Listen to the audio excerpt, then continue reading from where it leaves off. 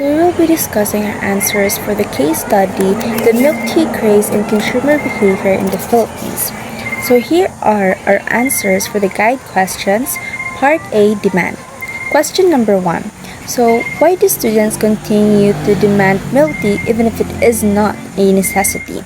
So students still buy milk tea because it's enjoyable, trendy, and helps them relax or bond with friends, even if it's not a necessity. So, ang milk tea gahatag sa ilaha og comfort. It's give them enjoyment, and it is also a way for them to treat themselves. And milk tea has also become a social trend, and it is often or something they often buy when they're hanging out with friends, or like even if like they're just taking breaks from school to take some stress off of their minds.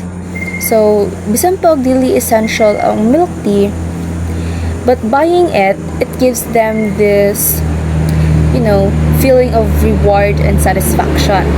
So, question number 2, what non-price factors influence milk tea consumption? So, the non-price factors that influences milk tea consumptions are taste, peer influence, brand popularity, social media trends, and also it's how it's easily available. Included na po diri ang season or ang weather, because if it's summer or if like it's like kanang ting-init, of course mas mag-crave po tayo ng mga students to drink milk tea kay kibugnaw man, like sada man sa paminaw nga mo inom og bugnoy, labi na if like ting-init or like it's summer or autumn, that kind of seasons. And so kanina mga factors, this is what affects the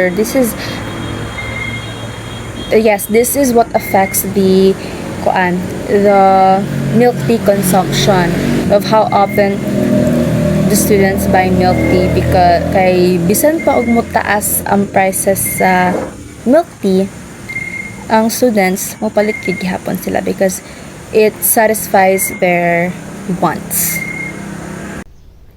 For question number 3, draw a demand curve that shows what happens when the price of milk tea increases. So here is the demand curve.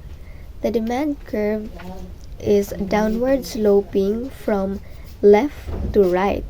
So if the milk tea or the price of the milk tea increases, the quantity will decrease.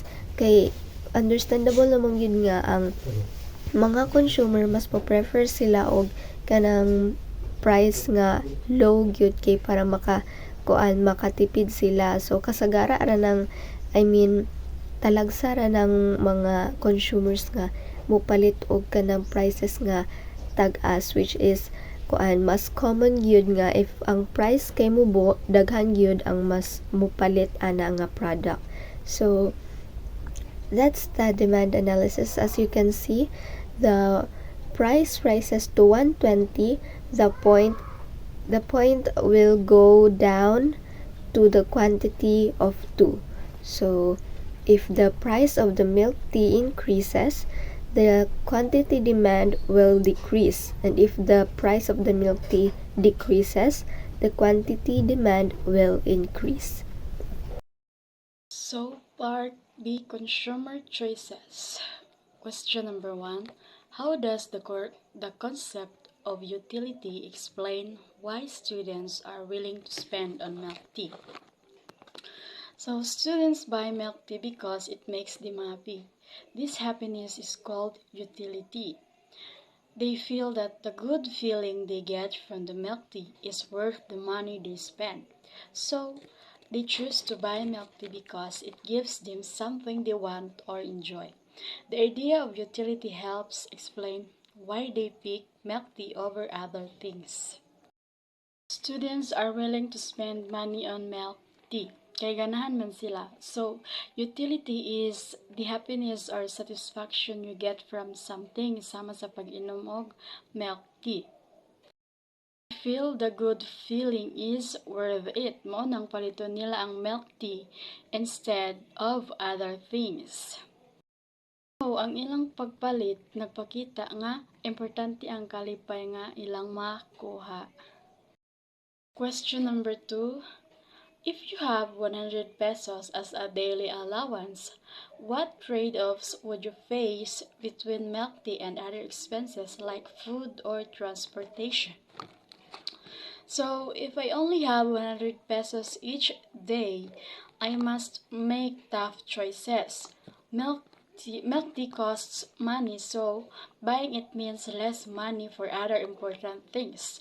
I might have to pick between a drink and lunch. Also, I might need to save money for the bus or jeepney.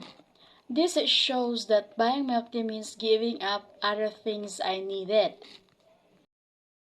So, with only 100 pesos a day, I have to choose wisely kay kinahanglan akong budgeton ang akong kinahanglan akong balansehan ang akong budget.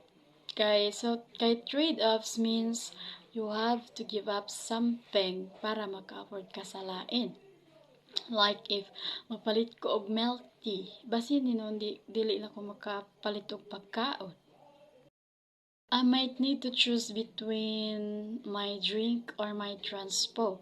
Mao nang maghuna-una ko pag-ayo kung asa nako dapat gastuhon ang ako ang kwarta. This shows nga ang pagpalit og milk tea makaapekto sa uban nga mas importanteng butang. Part C, Critical Thinking. Question number 1. If milk tea prices rise further, what possible substitutes might students choose?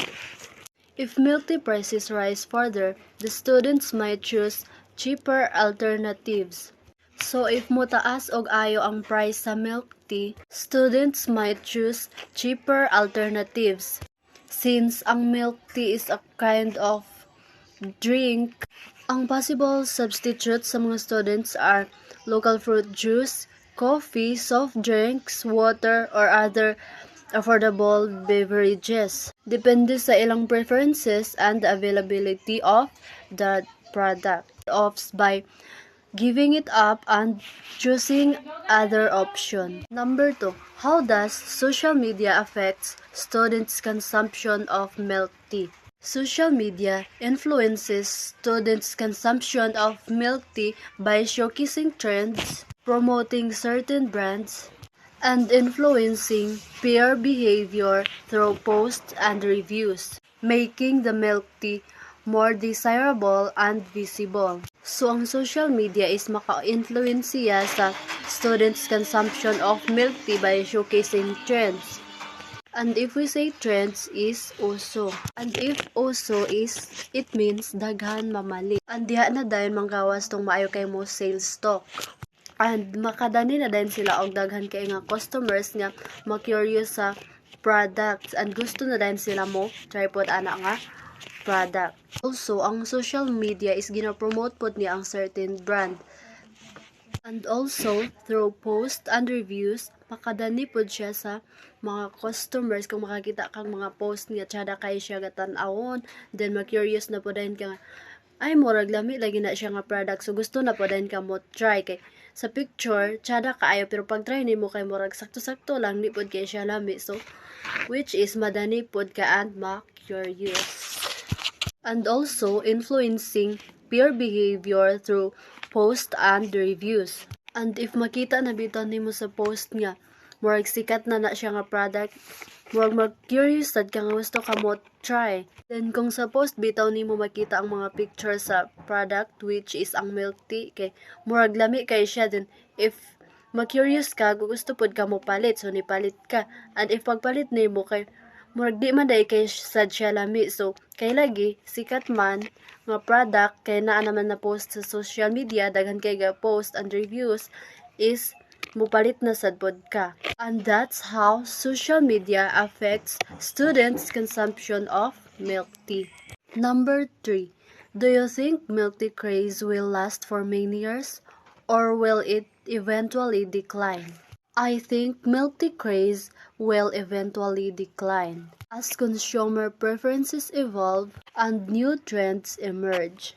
I think nga ang milk tea craze is dili mag-last for many years because ang consumer preferences is mag-evolve. It means gaka balhin. So, diri na dayon mosulod si utility. If we buy goods and services, it brings us satisfaction. And that's called utility. For example, sa atong pag-consume sa milk tea, sa first na to nga pag-consume is more satisfying kaayo. Then pagka-next, satisfying pagyapon. And then pagka-next na pod, pagka-next, or hangtod sa hangtod, maybe murag masumhan manggurta. So, it means nga, ang consumer preferences is ga-evolve. Also, ang trends is ga-emerge. So, it means ang milk tea craze is temporary lang. Kay ang trends is gaka bag-o. And that's the possible reasons nga ang milk tea craze is dili na siya mag-last for many years and it will eventually decline.